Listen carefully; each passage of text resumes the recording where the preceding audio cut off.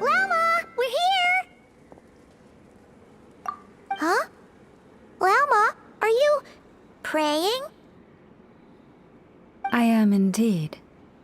For the moment I was born, my people exclaimed, "Behold, eyes like the moonlit tide, antlers like the crescent moon, and blood that glimmers silver as the moon's reflection." From as far back as I can remember, I was revered as the Frost Moon's emissary and the Moontide Maiden. The first words I ever learned were prayers to the Frost Moon. The first gestures, those of our sacred rites. Wow, that must have been tough. Back then, I didn't know any better. It all just seemed so natural. The Frost Moon Scion's bloodline has long since begun to run thin.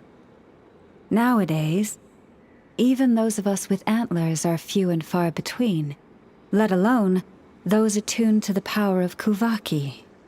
But I...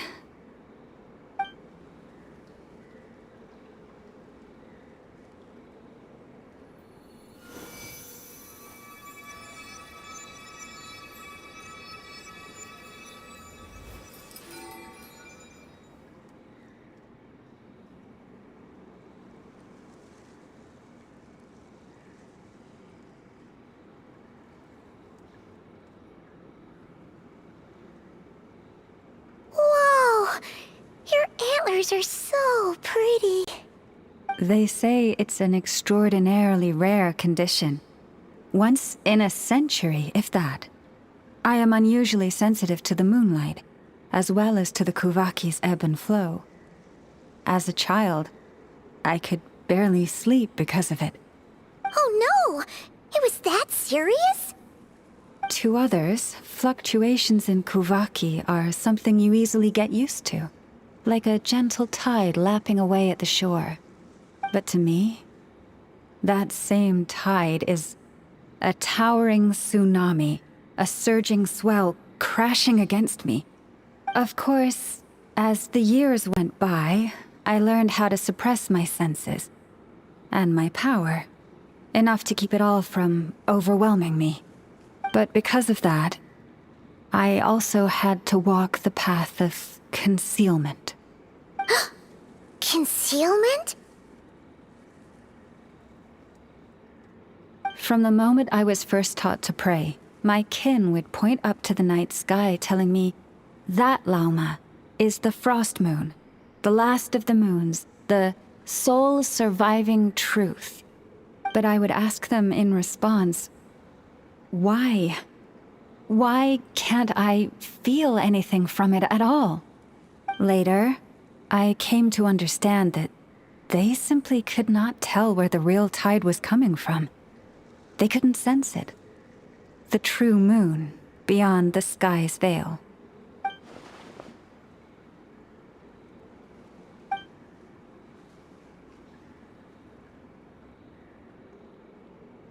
The moon is false. I reached that conclusion long ago. But there was no one I could tell, not a single soul. At least, not until now. Am I the one who's wrong? Is it the moon that is false, or my own senses? I asked myself such questions time and time again.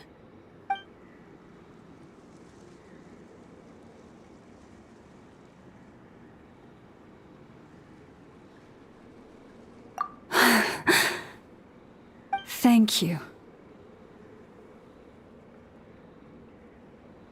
When you called yourself a descender, I had a feeling you might be able to confirm what I had always suspected.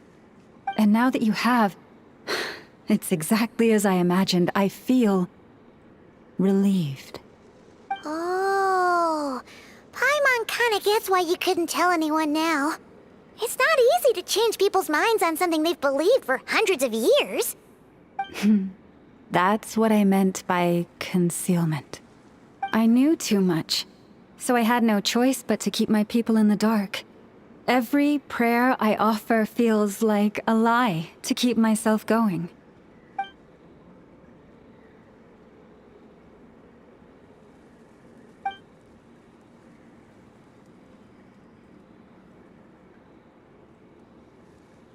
You've already met our Kutar, haven't you?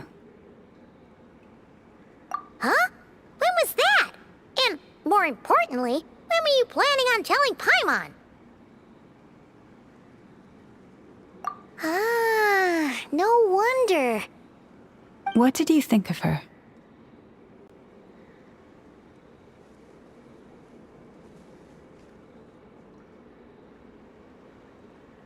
What exactly do you mean by up in the clouds? I understand what you mean. She is quite indifferent to the world outside herself.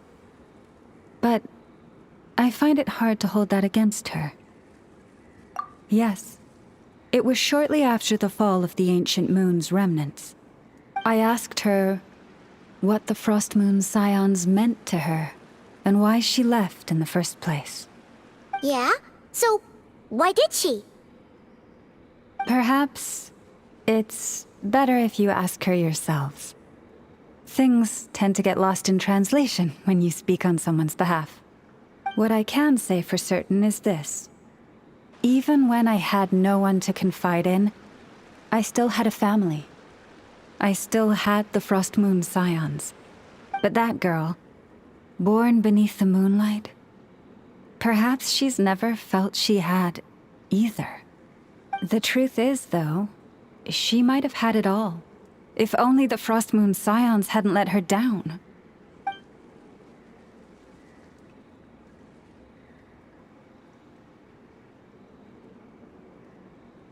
The Frost Moon Scions now walk a path of error. They offer their prayers to a false moon, and to a goddess who can no longer answer them. I want to change all that. But with the Fatui closing in on us day by day, the Frost Moon Scions must stand united, now more than ever. I just need to wait for the right moment. Lady Lauma! Lady Lauma! Cappy? Has Kadena's condition deteriorated again? Traveler, Paimon, we'll have to continue this conversation later.